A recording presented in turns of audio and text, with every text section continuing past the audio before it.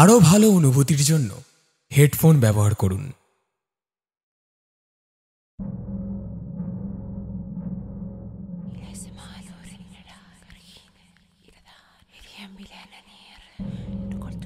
রিপু নিয়ন্ত্রণ করা সব মানুষের কর্ম নয়, এবং সবাই পারেও না ঠিকঠাক। আর এই রিপুর মায়াজালে জড়িয়েই আমরা করে ফেলি বিভিন্ন ধরনের গর্হিত অপরাধ। এই যেমন দেখুন না, আমাদের এই আজকের প্রাণকেন্দ্র গল্পের ঘুটঘুটিয়া গ্রাম। এই গ্রাম জুড়েই আমাদের এই গল্প, কিন্তু এই গ্রামের নাম ঠিক যতটা সহজ সরল, সাম্প্রতিককালে ঘটে চলা এই গ্রামের ঘটনাগুলো ঠিক ততটা সহজ সরল নয়। বাকিটা আপনারাই বুঝে যাবেন। শুনতে থাকুন আমাদের আজকের গল্প, দিবাকর দাসের কলমে দেবতার ভর সিরিজের প্রথম গল্প, কাল নিশি।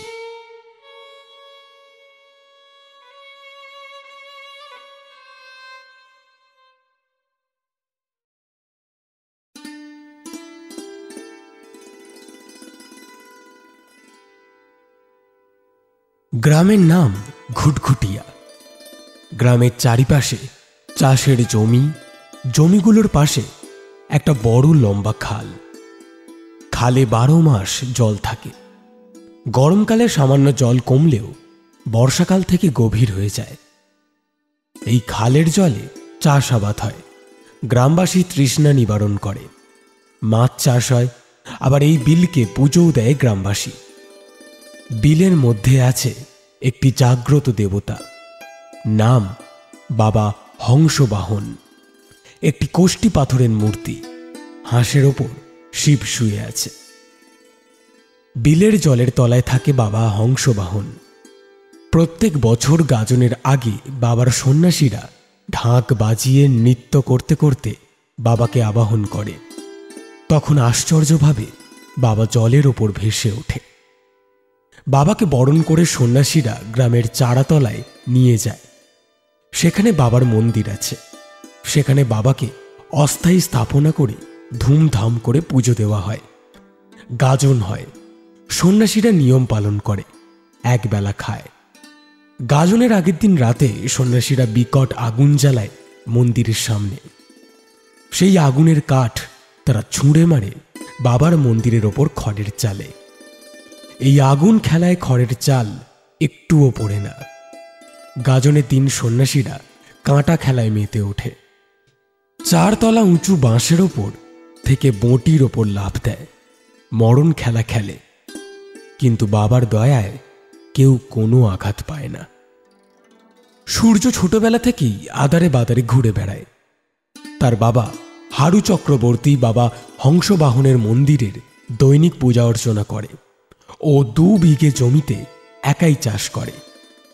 হারু বহুবার সূর্যকে বলছে তার চাষের কাজে হাত লাগাতে, তার থেকে পুজো করার মন্ত্র আচার বিচার শিখে নিতে। কিন্তু সূর্য চাষের দিকে মন নেই। সে ভাবে এগুলো হাড় ভাঙা খাটেনি। পুজো শেখার দিকেও মন নেই।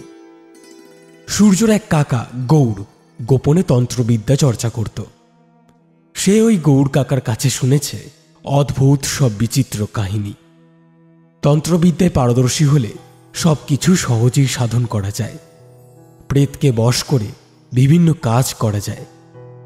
সূর্যর এইসব অলৌকিক বিদ্যা শেখার খুব ইচ্ছে। গৌড়ের তন্ত্রচর্চা করা শুধু হারু জানে, আর জানে সূর্য। হারু অনেক মানা করেছে এসব না করতে, কিন্তু সে মানা শুনলেই গৌড় রাগ করে। পাছে ভাই বেশি রাগ না করে এই ভেবে হারু আর কিছু বলে না, কারণ সে গৌড়কে খুব ভালোবাসে। একদিন সূর্য আর গৌড় বাড়ি থেকে চুপি চুপি বেরিয়ে পড়ে। গ্রামের শ্মশানে গৌড় প্রেত চালান করছিল। সূর্য কাকার প্রেত চালনার কাজ কিছুটা দেখেছিল, মন্ত্র ও সাধন প্রক্রিয়া। অর্ধেক কাজ দেখতে দেখতেই সূর্যর ঘুম পেয়ে যায়। সে ওখান থেকে ফিরে বাড়িতে এসে ঘুমিয়ে যায়। সকালে সূর্য উঠে দেখে বাবা গ্রামের লোকজনদের সাথে কথা বলছেন। তারা উত্তেজিতভাবে কী সব যেন আলোচনা করছে।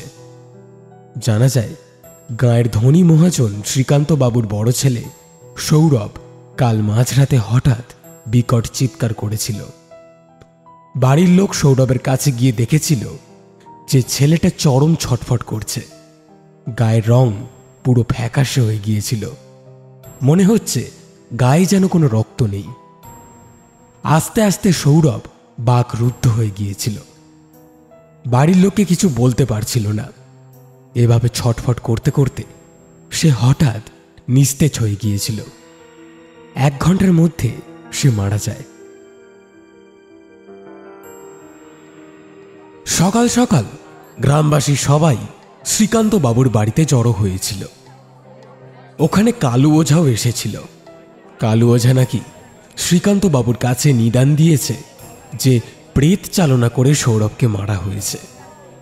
এও বলেছে এই প্রেত চালনা এক দক্ষ তান্ত্রিক করেছে এবং এই প্রক্রিয়া এখনো শেষ হয়নি। বাড়ির আরও সদস্য মরবে। সূর্য সব শুনে কাকার ঘরে গিয়ে দেখে কাকা নেই। একটু পরে বাবা তাকে জিজ্ঞেস করে, গৌর কোথায় রে? সকালে উঠে দেখছি না।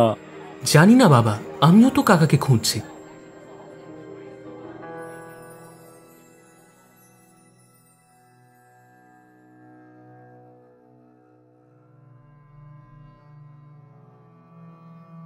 শ্রীকান্ত বণিক ঘুটঘুটিয়া গ্রামের এককালের প্রসিদ্ধ মহাজন। 47টা ধানি জমি, 3 তলা বাড়ি, 7টা পুকুর, 4টে ট্র্যাক্টর এবং 250টা কাজের লোক নিয়ে বিশাল অবস্থা তার। তবে এত অর্থ সম্পত্তি তিনি পিতৃপুরুষের কাছ থেকে পাননি। তার পূর্বপুরুষেরা যারা বণিক ছিলেন তারা এককালে ধনী হলেও কালের নিয়মে তাদের অলক্ষিতে গ্রাস করে। শ্রীকান্ত বাবুর পিতার ঘুটঘুটিয়ার হাটে একটি দোকান ও 7 বিঘে জমি ছিল। তখন সেকালের মহাজন ছিল শঙ্কর সেন।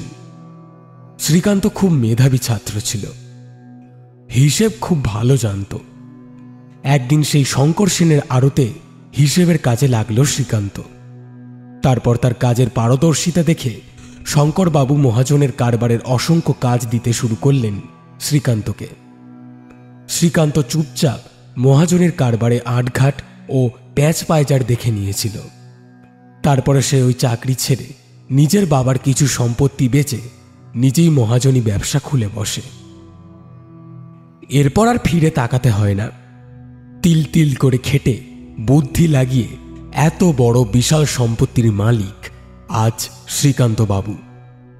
বেশ কয়েক বছরেই শঙ্কর সেনের 5 গুণ সম্পত্তি কামিয়েছে সে, এবং ধীরে ধীরে শঙ্কর সেনের ব্যবসা পড়ে যাচ্ছে। শ্রীকান্ত বাবুর 2 ছেলে ও 1 মেয়ে। তাদের নিয়ে অনেক স্বপ্ন দেখেছিলেন শ্রীকান্ত বাবু।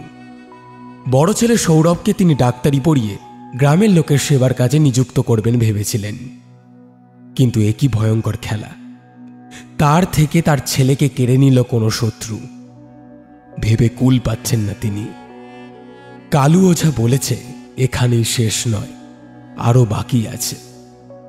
ছোট ছেলে গৌরব ও মেয়ে শ্রীময়ীকে যেমন করি হোক বাঁচাতে হবে। কালু ওঝাকে শ্রীকান্তবাবু বলেছেন প্রেত চালনা যে করি হোক রুখতে হবে। আজ সন্ধ্যাতে কালু ওঝা আসবে কথা দিয়েছে।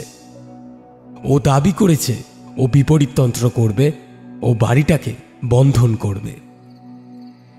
শ্রীকান্তবাবুর বাড়ির সবাই শোকে নিথর হয়ে আছেন। সন্ধে পড়তেই যেন ঝুপ করে গাঢ় অন্ধকার ছেয়ে গেল গোটা বাড়িতে। মহিলারা প্রদীপ লণ্ঠন ধরালেন।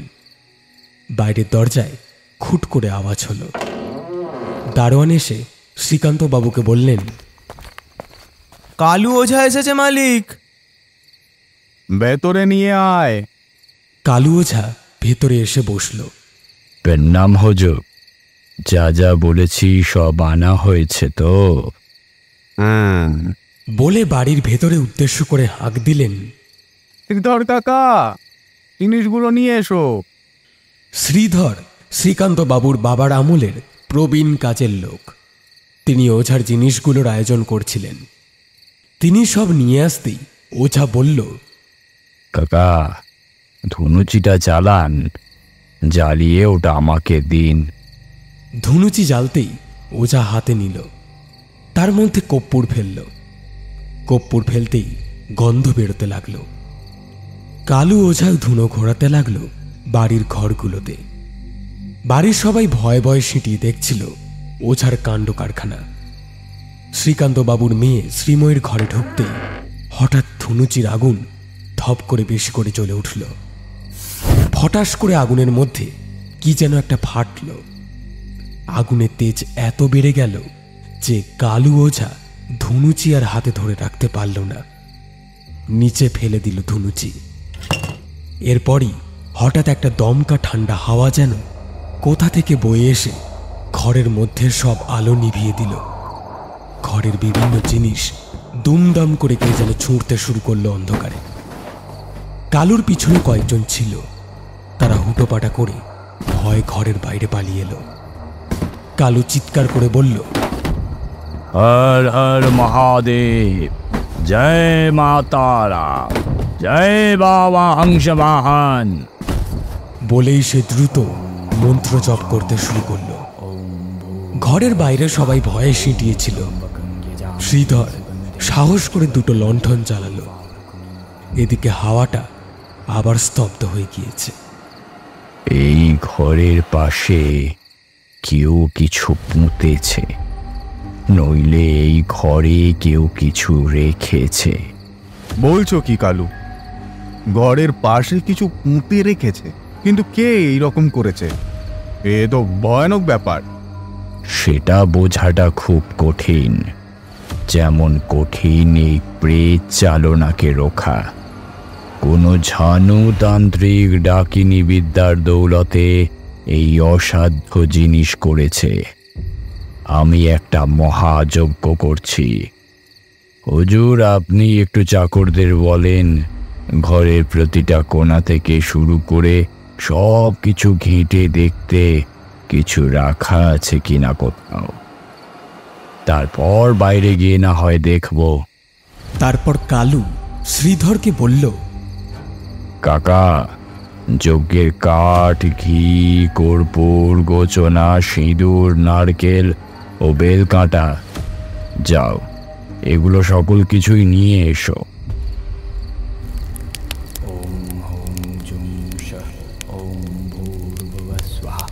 সব জড়ো হলে মস্ত বড় যজ্ঞের আগুন ধরালো কালু ওঝা।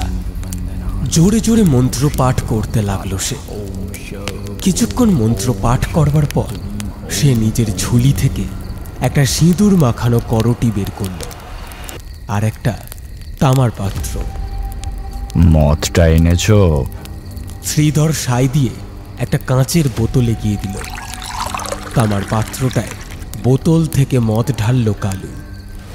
করটির মাথায় সিঁদুর লাগালো সে, আবার মন্ত্র পাঠ করল। তারপর তামার পাত্রর সামনে করটিটাকে রেখে বলল, নে খা। বলা মাত্রই হঠাৎ করটি জীবন্ত হয়ে উঠল। মেঝেতে আপনা আপনি ঘষতে ঘষতে সামনে এগিয়ে থুতনির ওপর ভর দিয়ে ওটি চুপচুপ করে মদ খেতে লাগলো। পাত্রে মদ শেষ হয়ে গেলে থপ করে নিচে বসে গেল করটি। কালু এবার করটি তুলে বিড়বিড় করে বলল, বল, এই বাড়িতে প্রেত কি করতে এসেছে? শ্রীকান্ত, শ্রীধর ও বাড়ির অন্যরা চুপ করে ব্যাপারটা উদ্বিগ্ন দৃষ্টিতে দেখছিলেন। এর মধ্যে চাকররা শ্রীকান্ত বাবুকে বলল, ঘরের জিনিস ছাড়া বাইরে কিছুই নেই মালিক। কালু করটিকে নিচে নামিয়ে বলল, হুজুর, আপনার মেয়ে ও ছোট ছেলেকে সাবধানে রাখতে হবে। প্রেত তাদের খতম না করে কিন্তু যাবে না। চলুন বাইরে গিয়ে দেখি ঘরের বাইরে কেউ কিছু পুঁতেছে কিনা। বাড়ির ঘরগুলোর বাইরে বেরিয়ে এলেন সবাই। কালুর নির্দেশে শ্রীধর দ্বিতীয়বার ধুনুচি ধরিয়েছে এবং কালু গঙ্গাজল ছিটোতে ছিটোতে শ্রীময়ীর ঘরের দেওয়ালের দিকে এগোচ্ছে। সবাই কালুর সাথে লণ্ঠন, হ্যাজাক ও লাঠি নিয়ে এগিয়ে চলেছে। হঠাৎ দাপটের সঙ্গে ঝোড়ো হাওয়া বইতে শুরু করল। গাঢ় অন্ধকার নেমে এলো লণ্ঠনগুলোর উপরে। লণ্ঠন প্রায় নিভু নিভু। হ্যাজাকের আলোয় দেখা গেল আশেপাশের গাছগুলো ভয়ানকভাবে নড়ছে, উথাল পাথাল করছে, মনে হচ্ছে এক্ষুনি ভেঙে যাবে। কেউ ভয় পাবেন না, এই সকলই প্রেতের খেলা, ভয় পেলেই কিন্তু মেরে ফেলবে।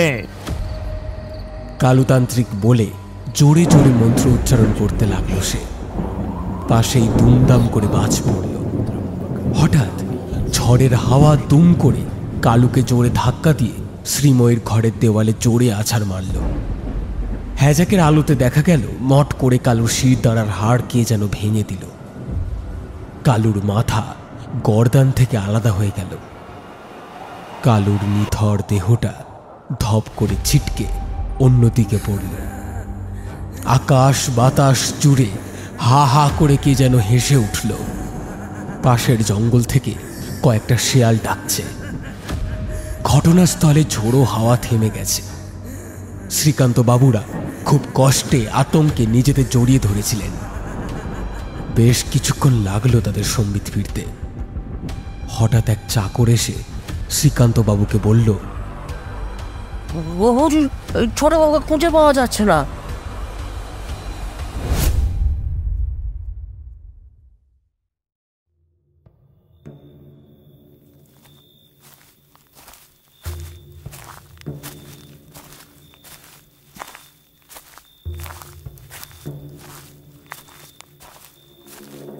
শঙ্কর সেন আলো আঁধারিতে নির্জন পথে হেঁটে চলেছেন। আরেকটু দূরেই ঘুটঘুটিয়া শ্মশান। রাস্তার চারিপাশে বিশাল বিশাল গাছ ছেয়ে রয়েছে। সূর্যর অস্ত গিয়েছে, তবে হালকা আলোতে পথ দেখা যাচ্ছে। শঙ্করবাবু এদিকে মানে শ্মশানের রাস্তায় প্রায় আসছেন এই কদিন। এই রাস্তা যেমন নির্জন তেমনই ভয়ঙ্কর। একা মানুষ শেয়ালে খপ্পরে পড়লে তারা দল বেঁধে খেয়ে নিতে পারে।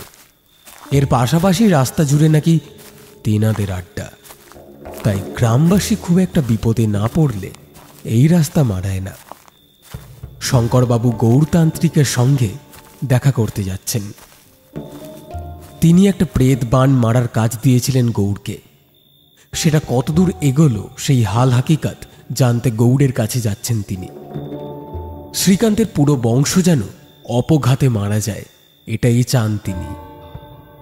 সামান্য হিসেবের কাজ করার সুযোগ দিয়েছিলেন শ্রীকান্তকে, কিন্তু সেই শ্রীকান্ত একদিন যে তার মহাজনী ব্যবসাকে টক্কর দেবে তা তিনি কখনো ভাবতে পারেননি। শ্রীকান্ত যখন মহাজনের ব্যবসা শুরু করে তখন কম ঋণে সুদ দিয়ে বাজারে সমস্ত লোককে তার দিকে টেনে নেয়। ধীরে ধীরে শঙ্করবাবুর ব্যবসার অবস্থা পড়ে গিয়েছে। তাই শঙ্করবাবু চান তার পথের কাঁটা শ্রীকান্তকে প্রাণে মেরে দিতে। প্রেত চালনা করার জন্য গৌড় 1 লক্ষ টাকা নিয়েছিল। তাতেই রাজি হয়েছিলেন শঙ্করবাবু। ভালোই খেল দেখিয়েছে গৌড়। প্রথমে শ্রীকান্তর বড় ছেলে সৌরভ ভয়ানক কষ্ট পেয়ে মারা গেল। সেখানে আবার তন্ত্র বিফল করার কাজে লেগেছিল কালু ওঝা। সেও এই দুনিয়া থেকে সরে গিয়েছে। এখন বাকি আছে ছোট ছেলে গৌরব, যে নিখোঁজ, ও শ্রীময়ী। হঠাৎ রাস্তার পাশের আম গাছ থেকে একটা তক্ষক ডেকে উঠল। চিন্তার ঘোর ভাঙল শঙ্করবাবুর। তিনি লক্ষ্য করলেন হাঁটতে হাঁটতে তিনি শ্মশানে পৌঁছে গিয়েছেন। দূরে একটা আগুন দাউ দাউ করে জ্বলছে। তার পাশে বসে আছে গৌরতান্ত্রিক।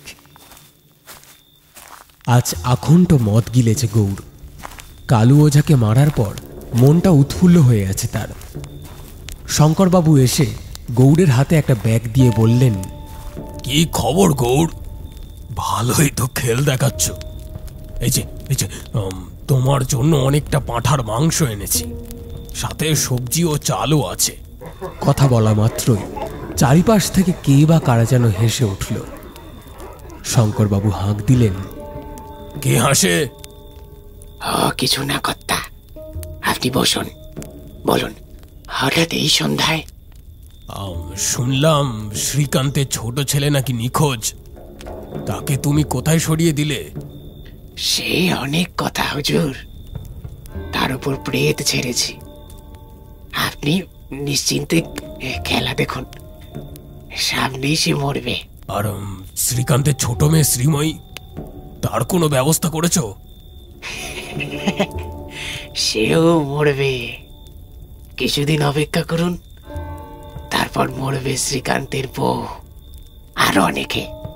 বেশ বেশ, তবে তুমি যে এরকম তন্ত্র করছো আর আমি করাচ্ছি, কেউ জানতে পারবে না তো? আপনি নিশ্চিন্তে থাকুন, কাক পক্ষীতেও টের পেলে তাদের এই দুনিয়া থেকে বিদায় করে দেব আমি।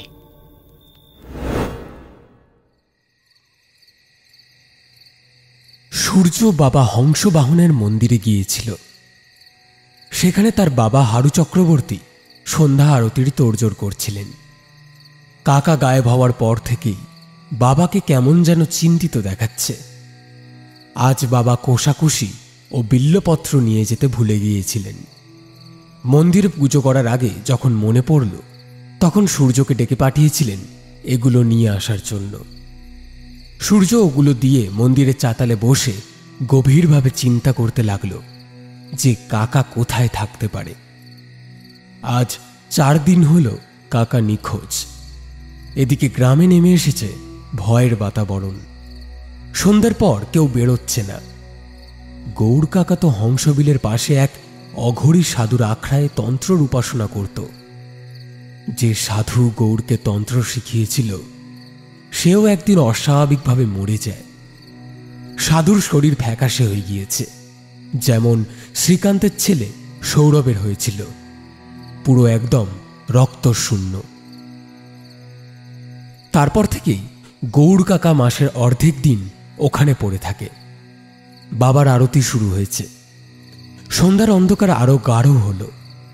সূর্য টুক করে কেটে পড়ল মন্দির থেকে। সে হংসবিলের রাস্তা ধরল। গ্রামের বসতি শেষ হতেই শুরু হলো ধানি জমি।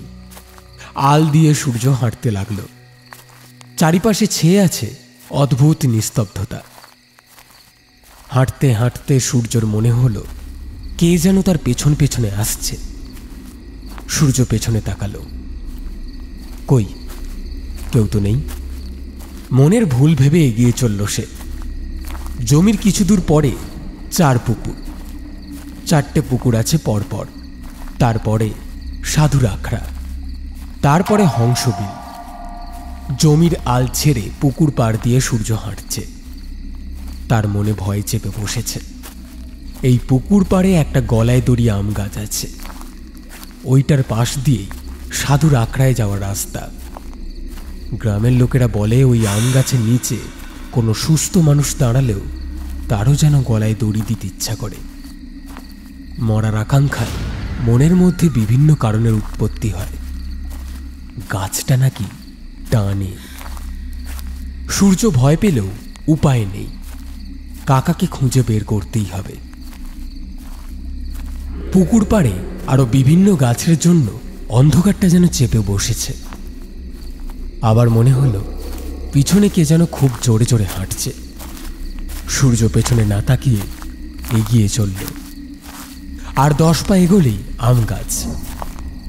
হঠাৎ মনে হলো যে হাঁটছে সে এবার খুব জোরে নিঃশ্বাস নিচ্ছে। সূর্য আবার পেছনে তাকালো, না কেউ নেই। সূর্য আম গাছ ছাড়িয়ে এগিয়ে যেতেই হঠাৎ একটা বড় কিছু যেন আম গাছের ডালের ওপর থেকে লাফ মেরে সূর্যর 10 ফিট দূরে গিয়ে পড়ল। আবার জোরে নিঃশ্বাস শোনা যাচ্ছে, যেন মনে হলো ওটি খুব হাঁপাচ্ছে। সূর্য বিশাল ভয় পেয়ে গিয়েছিল। ওটি লাফিয়ে পড়তেই সূর্যর আত্মারাম প্রায় খাঁচা ছাড়া হয়ে গিয়েছিল। হনুমান চালিসার মন্ত্র শিখিয়েছিলেন বাবা। সেটা মনে আসতেই সূর্য মন্ত্র জপ করতে লাগল। ওদিকে কিছুক্ষণ ওটি নিঃশ্বাস নিয়েই দুপদাপ করে দৌড় দিল।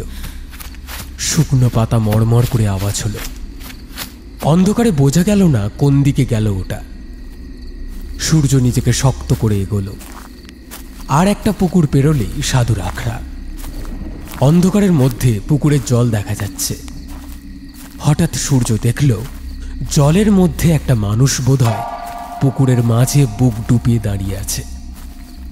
সূর্যর মনে আবার ভয়ের বাসা বাঁধতে শুরু করল। মানুষটা স্থির হয়ে এক জায়গায় দাঁড়িয়ে আছে, নড়ছে না। সূর্য নিজের মনকে বোঝালো যা দেখছে সব ভুল। অন্যদিকে তাকিয়ে সূর্য এগিয়ে গেল। শেষমেশ সাধুর আখড়ার সামনে চলে এলো সে।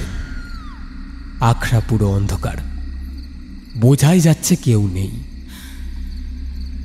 সূর্য আখড়ার মধ্যে দিনের বেলা এসেছে। এখানেই গৌর কাকা গোপনে তন্ত্র চর্চা করে। সূর্য আখড়ার মধ্যে হাতড়ে হাতড়ে হ্যারিকেন খুঁজে বার করল। যা ভয়ের কাণ্ড কারখানা হচ্ছে, আলো ছাড়া বাড়ি ফেরা যাবে না। এখানে আসাই ভুল হয়েছে। কাকা এখানে নেই। রাস্তা জুড়ে বিভিন্ন সব অতিপ্রাকৃত জিনিস দেখা যাচ্ছে।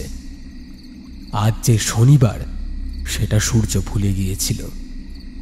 মনে থাকলে এই পথ মারাতো না সে। আখড়ায় বেড়ার মধ্যে সে হাতড়ে হাতড়ে দেশলাই খুঁজে পেল। দেশলাই দিয়ে হ্যারিকেন চালালো সে। আখড়া থেকে বেরোতে যাবে তার আগে বাইরেটা একবার দেখে নিল হ্যারিকেনের আলো দিয়ে। না না, সব ঠিক আছে, তাড়াতাড়ি ফেরা চাই। ওই আম গাছের ওখানে যদি কিছু দেখতে বা শুনতে পাই তাহলে অন্যদিকে তাকিয়ে দৌড় দেব। পুকুরের জলের দিকে আর তাকাবো না। এই ভেবে সূর্য নিজের মনকে বোঝালো। হঠাৎ তার কানের পাশ থেকে কে যেন ফিস ফিস করে উঠল। চলে যাবি? আর একটু বসে যা।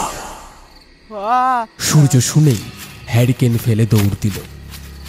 দৌড়তে দৌড়তে সে শুনতে পেল তার কিছুটা দূরে কে যেন সমান তালে দৌড়চ্ছে। সূর্য কোনো দিকে না তাকিয়ে দৌড়চ্ছে। শুকনো পাতায় খচর মচর করে আওয়াজ হচ্ছে। গাঢ় অন্ধকারে কিছু ঠাহর করা যাচ্ছে না, তবে এটুকু বোঝা যাচ্ছে সূর্য পুকুর পাড় পাশে রেখে দৌড়চ্ছে। পুকুরের জল আবছা রূপোর মতো চকচক করছে। একটু দূরে যে সমান তালে দৌড়চ্ছিল, সেই আওয়াজটা আর শোনা যাচ্ছে না। আওয়াজটা বন্ধ হওয়াতে সূর্য একটু স্বস্তি পেয়েছে। আজ শনিবার ভর সন্ধ্যাবেলায় সাংঘাতিক ভাড়া অপেক্ষা করছিল তার জন্য। না হলে সে এই জনমানবহীন পুকুর পাড়ে কখনো আসে? পুকুর আর জমি পেরোলেই লোকালয়ে পৌঁছলেই সে বেঁচে যাবে, এমনটাই চিন্তা করতে করতে সে দৌড়চ্ছিল। হঠাৎ দৌড়তে দৌড়তে সূর্য ডান পাটা ছোট গর্তে পড়ে মচকে গেল। আর বোধহয় দৌড়ানো যাবে না। সূর্য থমকে দাঁড়ালো। পাটা টনটন করছে। চারিপাশে অদ্ভুত নিস্তব্ধতা। কোথায় সে আছে দেখার জন্য চারিদিক তাকালো। পাশেই পুকুর। ওই যে পুকুরের জলের মধ্যে, ওটা কি? সূর্য ভালো করে দেখল। আবছা অন্ধকারে দেখা যাচ্ছে কি একটা জলের মধ্যে ভাসছে। সূর্য সামনে তাকাতেই আঁতকে উঠল। কি সর্বনাশ! এই যে গলায় দড়ির আম গাছ, এই আম গাছের কাছে এসে পাটা মচকে গেল। হঠাৎ আম গাছের ডালের ওপর থেকে কি যেন একটা মানুষের মতন লাফ মেরে মাটিতে পড়ল। মাটিতে পড়তেই সেই মানুষটি আস্তে আস্তে সূর্যর দিকে আসতে লাগলো। ভয় পেয়ে আখড়ায় হ্যারিকেনটা ফেলে এসেছে সে, তবে পকেটে করে দেশলাইটা এনেছে। পকেট হাতড়ে দেশলাইটা বের করে জ্বালালো সূর্য। ফস করে দেশলাই জ্বলে উঠতেই দেখা গেল একটু দূরে একটা মানুষ এগিয়ে আসছে সূর্যর দিকে। সূর্য হাঁক দিল, কে কে ওখানে? আরে আমি রে সূর্য, চিনতে পারছিস না আমাকে? গলাটা চেনা চেনা লাগছে, কিন্তু কে ওটা বুঝে উঠতে পারছে না সূর্য। বিলের ওপার থেকে হালকা হাওয়া বইছে। দেশলাই কাঠিটাও নিভে যাবে এক্ষুনি। সূর্য ওই কাঠিটা ফেলে দিয়ে আরেকটা কাঠি জ্বালালো। ফস করে দেশলাই জ্বলে উঠতেই দেখা গেল মানুষটা আরো সূর্যর কাছে চলে এসেছে। সূর্য ভালো করে দেখল, এ তো সূর্যের বয়সী একটা ছেলে। ছেলেটার গায়ে শুকনো পাতা লেগে রয়েছে। সূর্য বলল, কে তুই? ছেলেটা আরেকটু কাছে আসলো। সে খুব হাঁপাচ্ছে। এই যে গৌরব। গৌরবের মুখ ফ্যাকাশে হয়ে গিয়েছে। মনে হচ্ছে শরীর প্রায় রক্তশূন্য হয়ে গেছে। গ্রাম জুড়ে রটে গিয়েছে শ্রীকান্ত বাবুর ছেলে গৌরব নিখোঁজ। সূর্যও সেটা শুনেছে। সে ভাবতেও পারেনি যে গৌরবের দেখা এরকম অবস্থায় মিলবে। যাক, এই ভয়ানক জায়গায় একটা সঙ্গী তো পাওয়া গেল। দেশলাই কাঠেই আবার শেষ। গৌরব বলল, সূর্য, সূর্য আমাকে বাঁচা। আমি আর বাঁচবো না। দাদা তো মরে গেছে। ওই ওই ওই কালু ওঝা বাবাকে বলেছিল এবার নাকি আমার পালা। সূর্য গৌরবের হাত ধরে গলায় দড়ি আম গাছের একটু দূরে গিয়ে বসল। গৌরবের হাত বরফের মতো ঠান্ডা। সূর্য বলল, বল, তোর এই অবস্থা হলো কি করে? তুই তখন গাছ থেকে লাফ মেরেছিলিস? হ্যাঁ, তবে এই যে আমি লাফ মারছি, দৌড়াচ্ছি, আমি নিজে ইচ্ছায় করছি না। আমার ওপর কিছু ভর করেছে। আমার ভেতরে কে যেন কথা বলছে, সেই করাচ্ছে তো এইসব। কি হয়েছে প্রথম থেকে পুরোটা বল তো। বাড়িতে কালু ওঝা যজ্ঞ করতে এসেছিল। কিছু কাজ করার পর কালু একটা করটিকে মদ খাইয়ে কিছু জিজ্ঞাসা করছিল। তারপর কালু বলল, আমার আর বোনের নাকি খুব বিপদ। তখন আমি ওখানেই ছিলাম। ওই কথাটা শোনা মাত্রই আমার শরীর কেমন যেন ঠান্ডা হয়ে গেল। কিছুক্ষণ আমি অসাড় হয়ে ওখানে দাঁড়িয়েছিলাম। কালু আর বাবা তো বাইরে চলে গেল। সব দাঁড়িয়ে আমি দেখতে পাচ্ছিলাম, কিন্তু চলাফেরা করতে পারছিলাম না। সবাই যখন চলে গেল, হঠাৎ আমি ধপ করে মাটিতে বসে পড়লাম। অথচ আমি কিন্তু বসতে চাইনি। মনে হলো কেউ যেন জোর করে আমাকে বসালো। এরপর কিছুক্ষণ ওখানে বসে ভিড় করে কিছু মন্ত্র বললাম। কে যেন আমার মধ্যে দিয়ে আমাকে কিছু পড়াচ্ছে। তারপর হঠাৎ হা হা করে হেসে উঠলাম। তারপর ওখান থেকে উঠে যজ্ঞস্থলের বিভিন্ন পুজোর সামগ্রীতে লাথি মারলাম। এরপর হঠাৎ অমানসিক শক্তি ভর করলো আমার ওপর। আমি রইলাম না। বাড়ি থেকে আমি নেশাগ্রস্তর মতন বাইরে দৌড় দিলাম। আর তারপর থেকেই আমি এই 4 পুকুর পাড়ে ঘুরপাক খাচ্ছি। কত চেষ্টা করছি জানিস বাড়ি যেতে, কিন্তু বাড়ি যেতে পারছি না। আমার মাথার ভেতরে কে যেন বিকটভাবে হাসছে আর বলছে, খ্যাপা, এবার তোর পালা, তোর মরণ ঘড়িয়ে এসেছে। আর তার আগে তো তোকে অনেক কাজ করতে হবে। কি কাজের কথা বলল? এটা তো পরিষ্কার করে কিছু বলছে না, খালি বলছে তোর পরিবারকে তুই খতম কর, তাহলে তোকে ছেড়ে দেব। সূর্য আমায় বাঁচা। আমি আর আমার পরিবার মনে হচ্ছে আর বাঁচবো না। মনের মধ্যে জোর রাখ। নিজের মনের মধ্যে সাহস রাখলে সব বাধাকে জয় করতে পারবি। সূর্য দ্রুত ভাবল, গৌরবের মতিগতি ভালো ঠেকছে না। গৌড় কাকা তন্ত্রচর্চার ব্যাপারে বিভিন্ন কাহিনী শোনাত সূর্যকে। গৌরবের যেরকম অবস্থা হয়েছে, এখন সেরকম অবস্থার গল্প একবার কাকা শুনিয়েছিল। এই তন্ত্র প্রক্রিয়ার নাম পিশাচবন্দি। কোনো এক নিম্ন স্তরের পিশাচকে আহ্বান করে তার উদ্দেশ্য বলি ও ভোগ দিয়ে মন্ত্র পড়ে কোনো মানুষের শরীরে বন্দি করে দেওয়া হয়। খুব সাবধানে করতে হয় ওই তন্ত্র প্রক্রিয়াটা। কিছু ভুল হলেই পিশাচ তান্ত্রিকের ঘাড়ে চাপার জন্য উদ্যত হতে থাকে। এই পিশাচ মানুষের শরীরে বন্দী হওয়ার পর বিভিন্ন কাজ করে। ওঝা যা বলে তাই করে। ধীরে ধীরে আক্রান্ত মানুষটাকে কুড়ে কুড়ে খেয়ে নেয়। কিন্তু এই প্রক্রিয়া চলাকালীন 48 ঘন্টায় একবার পিশাচকে উদ্দেশ্য করে আবার ভোগ চড়াতে হয়, এবং সেই সামান্য সময় মানুষের শরীর ছেড়ে পিশাচটা ভোগ খেতে চায়। এরপর পিশাচটা ভোগে সন্তুষ্ট হলে আবার সেই মানুষের কাছে গিয়ে বন্দী হয়ে যায়। আর ভোগ না পেলে তান্ত্রিকের প্রাণহানি পর্যন্ত ঘটাতে পারে ওই পিশাচ। গৌরব এখন সুস্থ অবস্থায় এই জন্য আছে কারণ পিশাচ ভোগ খেতে গিয়েছে। সূর্য গৌরবকে বলল, তা তুই বলছিলিস যা ইচ্ছে করছে তা করতে পারছিলিস না, তা তখন আমার কাছে এসে কথা বললি, তোর সাথে যা ঘটেছে সেগুলো কি করে বললি? ভাই, গাছের ওপরেই ছিলাম, হঠাৎ মাথাটা খালি খালি লাগলো। তারপর নিচে মানুষের আওয়াজ শুনতে পেলাম, ভাবলাম সাহায্য পাবো। নিচে লাফ মারতেই নিজে ইচ্ছায় লাফ মারতে পারলাম। তারপর এগিয়ে দেখলাম তুই দেশলাই জ্বাললি। তোর সাথে কথাও বলতে পারলাম, কিন্তু গাছের ওপর একটু আগেও নিজে কিন্তু কিছু করতে পারছিলাম না। তোকে পিশাচে ধরেছে? গৌরব আঁতকে উঠল। কি বলছিস? কেমন করে বুঝলি? সে অনেক বড় গল্প, পরে বলবো। আগে তোকে ঠিক করি, পিশাচ আবার আসবে। ওদিকে রাত আরো গভীর হয়ে আসছে। সূর্য বাড়ি না ফিরলে মা বাবা চিন্তা করবে।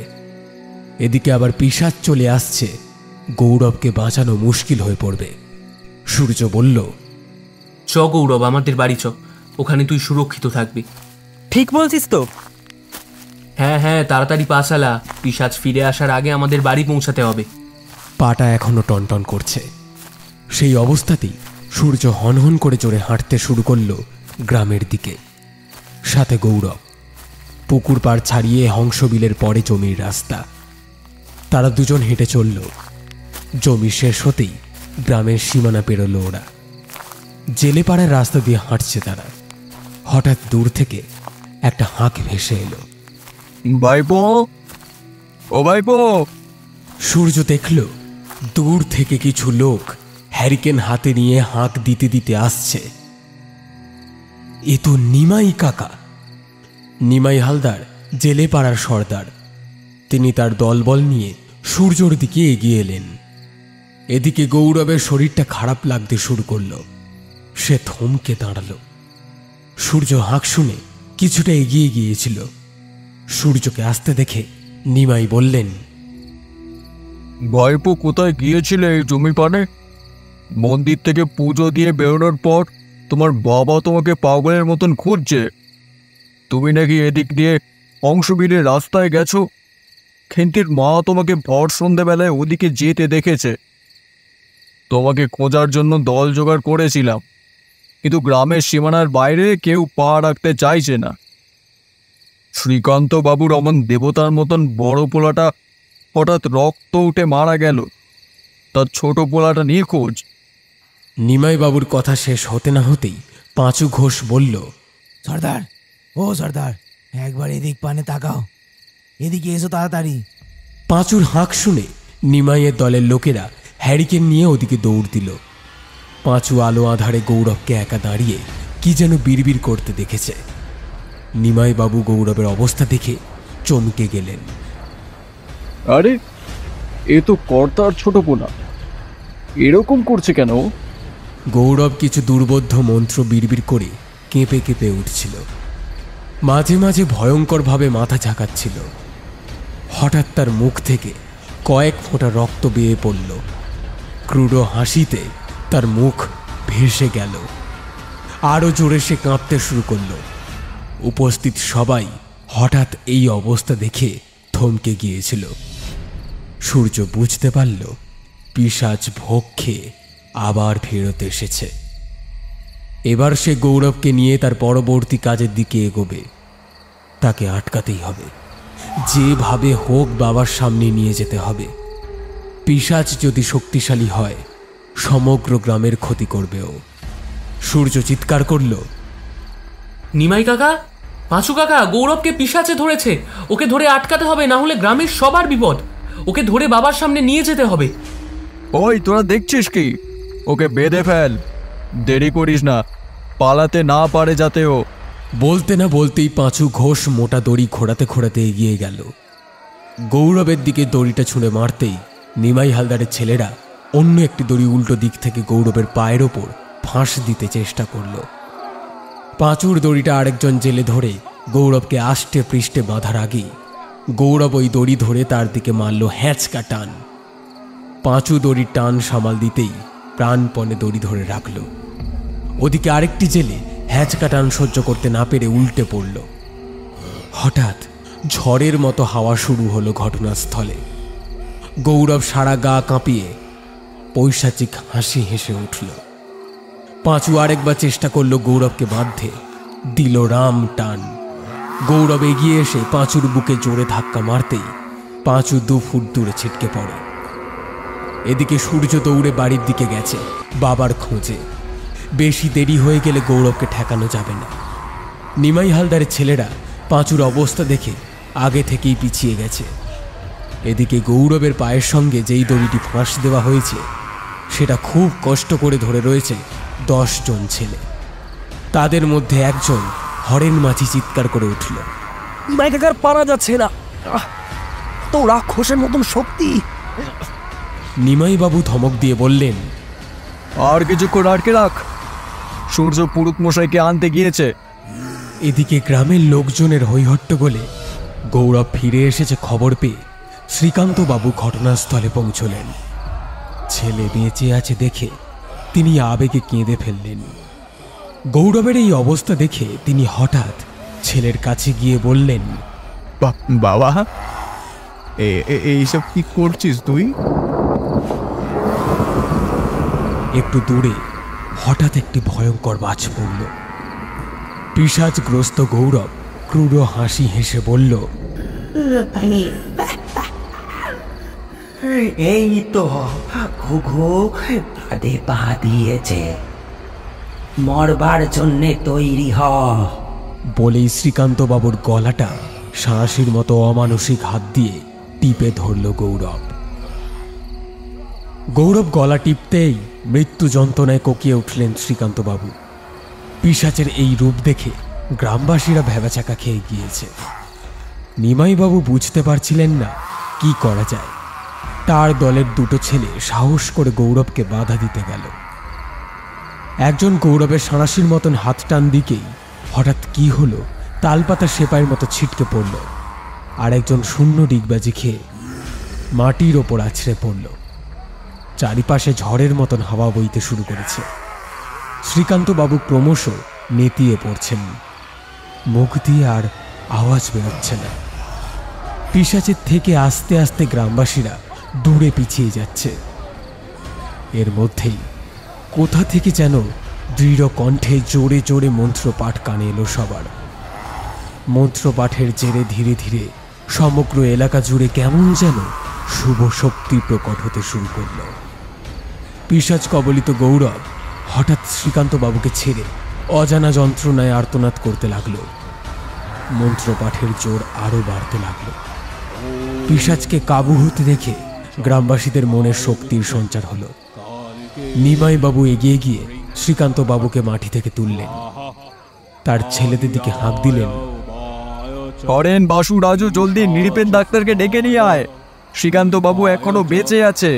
ঝোড়ো হাওয়া কেটে যেতেই গ্রামবাসীরা ঘটনাস্থলে হ্যারিকেন ও হ্যাচাক নিয়ে জড়ো হলেন। মন্ত্রপাঠ এখনো চলছে। গৌরব আস্তে আস্তে মাটিতে লুটিয়ে পড়ছে। মন্ত্র যিনি পাঠ করছেন তাকে এতক্ষণ দেখা যাচ্ছিল না, তবে মন্ত্রপাঠের আওয়াজ শুনে মনে হচ্ছে তিনি কাছেই আছে বোধহয়।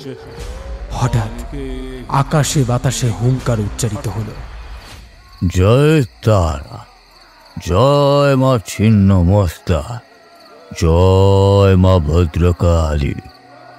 হ্যারিকেনের শিখাগুলো দপ করে জ্বলে উঠল। একটি বৃদ্ধ সাধু বাবার আবির্ভাব হলো ঘটনাস্থলে। বাবার মাথায় বড় জটা, চোখে অসামান্য দীপ্তি, গলায় রুদ্রাক্ষ ও বিভিন্ন পাথরের মালা, ডান হাতে লম্বা ত্রিশূল ও বাঁ হাতে কমণ্ডলু। বাবাকে দেখে নিমাইবাবু ও গ্রামবাসীরা প্রণাম করল। বাবা আবার হুঙ্কার দিলেন, জয় সব শিব মাতা। বলে মূর্ছা যাওয়া পাঁচুর মাথায় ত্রিশূল ঠেকিয়ে যেই বাবা মাকে স্মরণ করে বিড়বিড় করে মন্ত্র পড়লেন, অমনি পাঁচু ঘোষের জ্ঞান ফিরে এলো। এতক্ষণ আমি কোথায় ছিলাম? কি হয়েছিল আমার? নিমাইবাবু পাঁচুকে চুপ করতে ইশারা করলেন।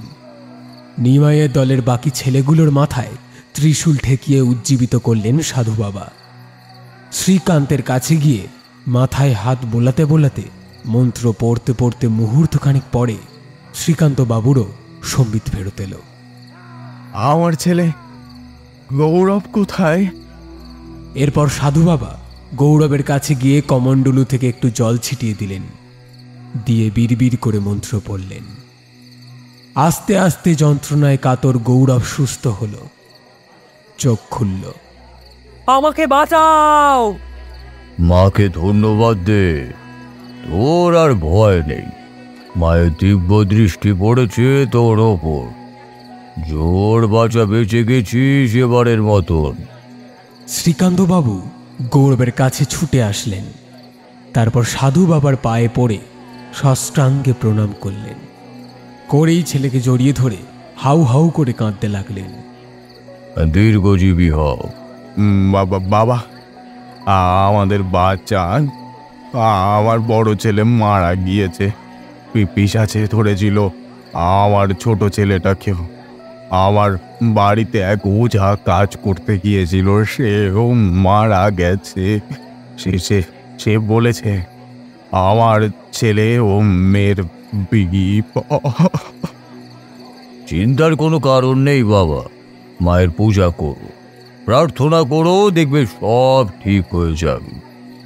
এই বলে গ্রামবাসীদের বললেন, বাবারা তোমরা সবাই বাড়ি যাও।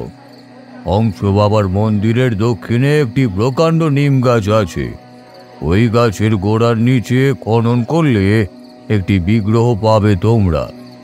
আগামী মঙ্গলবার অমাবস্যার পুণ্যতিথিতে তোমরা বিগ্রহ প্রতিষ্ঠা করে পুজো করো।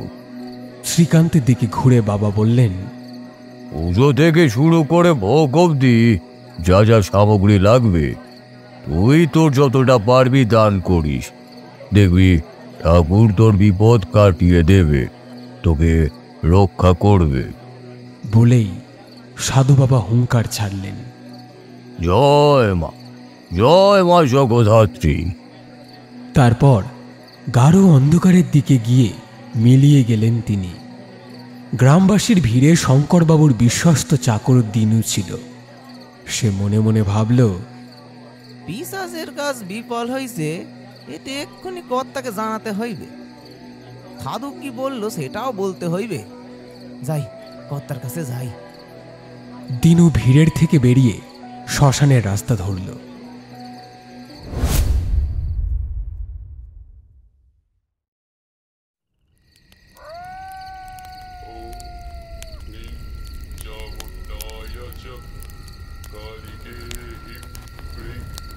ঘুটঘুটিয়া শ্মশান চত্বরে বিশাল তাণ্ডব লীলা শুরু হয়েছে। গৌরতান্ত্রিকের সাধনা চত্বরের চারিপাশে যে গাছগুলো ছিল সেগুলোতে হঠাৎ দাউ দাউ করে আগুন জ্বলে উঠেছে। গৌরতন্ত্র দৃষ্টি দিয়ে পিশাচ আর সাধুর অলৌকিক কাণ্ড কারখানা প্রত্যক্ষ করছিল। সে দেখল পিশাচ সাধুর মন্ত্রের সামনে টিকতে পারল না। এই সাধুটা কে? গৌর কোনোদিন তাকে দেখেনি। যাই হোক, সেটা নিয়ে ভাবার সময় নেই। মুশকিল হলো পিশাচ কাজে বিফল হলেই সে ফিরে এসে তান্ত্রিকের ওপর চড়াও হবে, না হলে তাকে ভোগ অন্য উপায় দিয়ে অন্যদিকে পাঠাতে হবে। তাই পিশাচ ফিরে আসবার আগেই গৌরতান্ত্রিক গাত্রবন্ধন মন্ত্র পড়ে নিজের চারিদিকে আগুনের বলয় তৈরি করা শুরু করল। তার সাথে ছিলেন শঙ্করবাবু। গৌর, এভাবে তাণ্ডব চালাচ্ছে কে? অন্য কেউ তোমার বিপরীতে তন্ত্র করছে নাকি? পিশাচ ফিরে আসছে, এই তার তাণ্ডব চিহ্ন। শ্মশানের চারিদিকে বিদ্যুৎ বর্ষণ হতে লাগলো। গৌর বিড়বিড় করে বলল, পিশাচ এসে গেছে। ওদিকে দিনু চাকর ছুটতে ছুটতে এলো। শ্মশানের মধ্যে আগুনের বিরাট বলয়, তার মধ্যে কর্তা ও তান্ত্রিক বসে রয়েছে। কর্তা, পিশাচ হেরে গেছে। আমি আরো অনেক কথা জানতে পেরেছি। চারিপাশে বিভিন্ন আওয়াজ হওয়ায় দিনুর কথা ঠিকভাবে শোনা গেল না। এদিকে দিনুর গলা শুনে শঙ্করবাবু বললেন, ওই যে দিনু, ও একটা কিছু বলতে চাইছে। যদি আজ্ঞা দেন কর্তা। পিশাচ যে বিফল হয়েছে তার জন্য পিশাচের একটা ভোগ লাগে। দিনুকে ভোগ করে পিশাচের হাতে সমর্পণ করলে পিশাচ অনেকটা শান্ত ও বশ হতে পারে। হ্যাঁ, তাই করো। গৌর আবার মন্ত্র পাঠ শুরু করল। পিশাচের অট্ট হাসিতে কেঁপে উঠল শ্মশান। হঠাৎ দিনুকে শূন্যে কে যেন তুলে ফেলল। তার নাক দিয়ে রক্ত ঝরতে লাগলো অঝরে। দিনুর মাথা আর পা দুটো শূন্যে হাওয়ায় কে যেন অসম্ভব জোরে টানছে।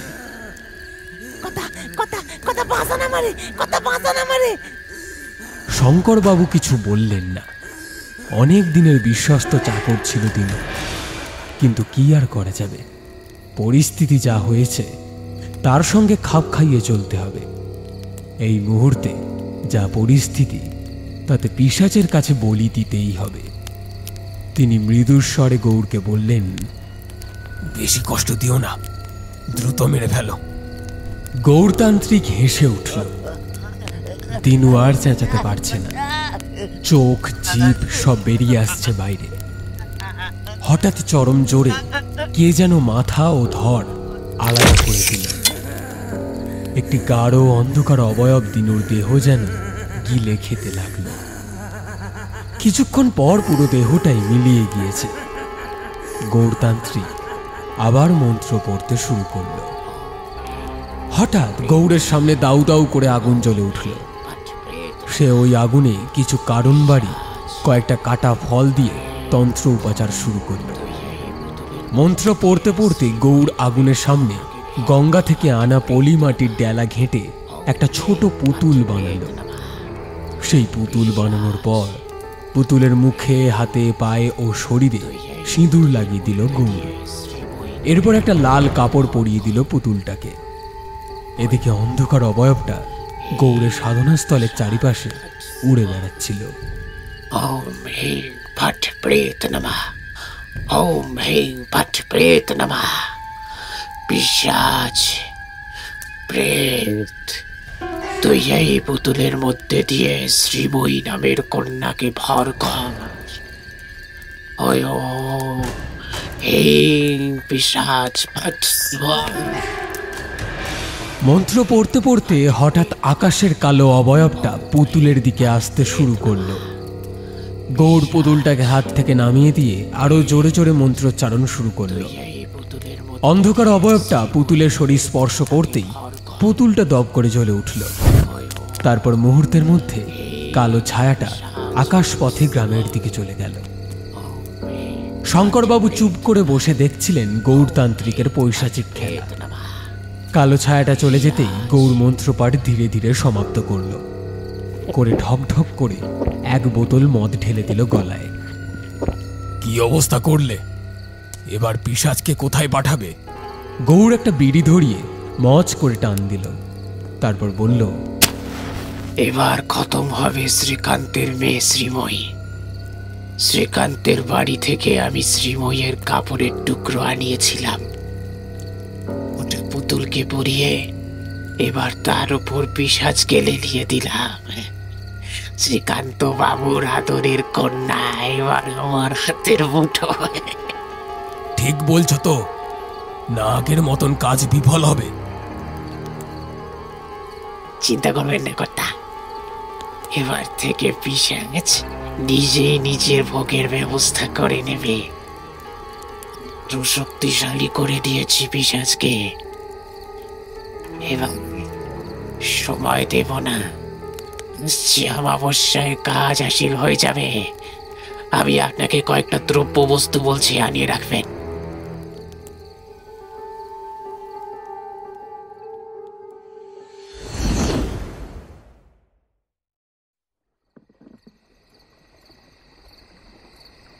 রাত 9টায় গ্রামের হংসবিলে হরিনাথ হালদার তার নৌকো নামিয়েছে মাছ ধরার জন্য। গোটা গাঁ ভূত পিশাচের ভয়ে ঘরবন্দি। হরিনাথ এসবের ধার ধারে না। কাল সকালে দূরের খেজুর গায়ের হাট, তাই বেশ একা একা বেশি বেশি করে মাছ ধরে হাটে চালান করবে হরিনাথ সিদ্ধান্ত নিয়েছে। সাথে নিয়েছে চেলা নিতাইকে। ভালোই মাছ হচ্ছিল, জালে টপাটপ মাছ উঠছিল। হঠাৎ বিল জুড়ে শুরু হলো বিস্তর হাওয়া।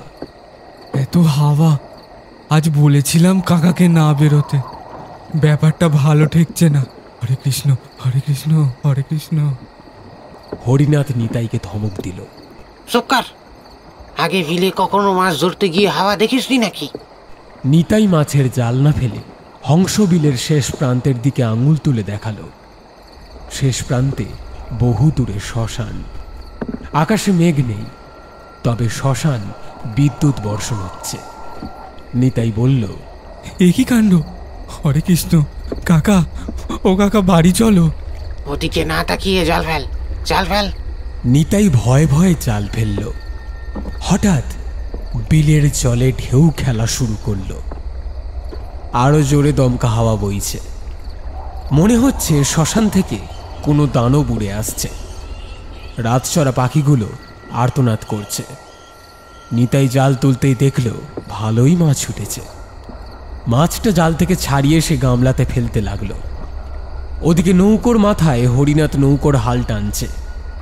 হঠাৎ নিতাইয়ের মনে হলো সে যে মাছ ফেলছে গামলাতে পড়ছে না।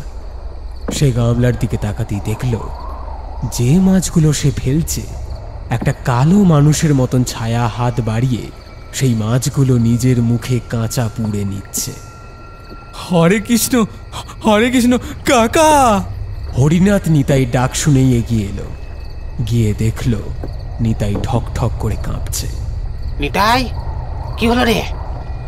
নিতাই দেখল কালো ছায়াটা কাকার ঘাড়ে চেপে বসেছে। হঠাৎ ছায়ার মুখটা কাকার ঘাড়ে কামড় বসালো। কাকার চোখ দুটো খুবলে নিল। দর দর করে রক্তে ভেসে গেল নৌকোটা। নিতাই আর কিছু চিন্তা করতে পারছে না।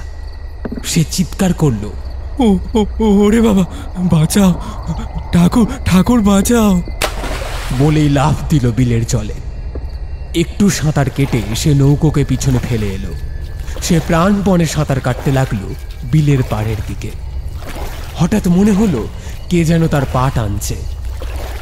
নিতাইয়ের সামনে একটা কুৎসিত মুখ ভেসে উঠল। নিতাইয়ের প্রাণ কেঁপে উঠল। কালো কুৎসিত মুখের চোখগুলো আগুনের টেলা, মুখ ভর্তি রক্ত। নিতাই অনুভব করল এক অমানসিক শক্তি তাকে বিলের জলের তলায় চুবিয়ে দিচ্ছে। নিতাইয়ের মধ্যে প্রাণ এখনো আছে। সে বুঝতে পারল দম ফুরিয়ে আসছে। হরে কৃষ্ণ, হরে রাম, হরে কৃষ্ণ, হরে রাম, হরে কৃষ্ণ, হরে রাম, হরে কৃষ্ণ। প্রাণটা যেন কে শুষে নিচ্ছে। আচমকা জ্ঞান হারালো সে।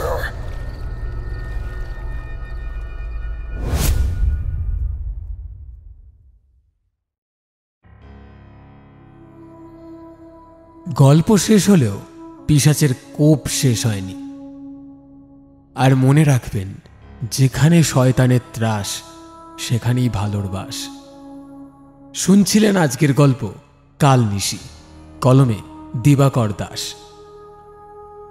গল্প পাঠ শঙ্কর এবং করুর ভূমিকায় আমি সায়ন, সূর্য শুভম, হারু অর্পণ, দারোয়ান পাঁচু এবং দিনু সূর্য, শ্রীকান্ত বিশ্ব, কালু বাল্মীকি, চাকর এবং হরেন তুষার, গৌড় এবং হরিনাথ নীল, গৌরব অঙ্কন, নিমাই এবং তেঁতুল দীপ্তদীপ, বৃদ্ধতান্ত্রিক বুবাই, নিতাই কার্তিক এবং জগা স্নেহাশিস, মানসী অঙ্কিতা, শ্রীময়ী ঐন্দ্রিলা, শ্রীধর ঋতদীপ, প্রতাপ ব্রহ্মা, বিমলা দেবস্মিতা বিশ্বাস এবং রমা ও খেন্তি ঝিনুক।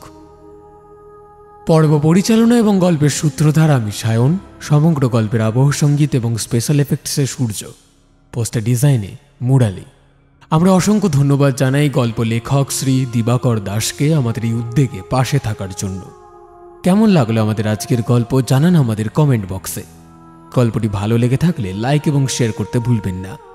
আমাদের গল্প নিয়মিত শুনতে হলে চ্যানেলটিকে সাবস্ক্রাইব করে নেবেন। আবার একটি নতুন গল্প নিয়ে খুব শীঘ্রই হাজির হচ্ছি আমরা। ততক্ষণ বি সেভ, স্টে কানেক্টেড।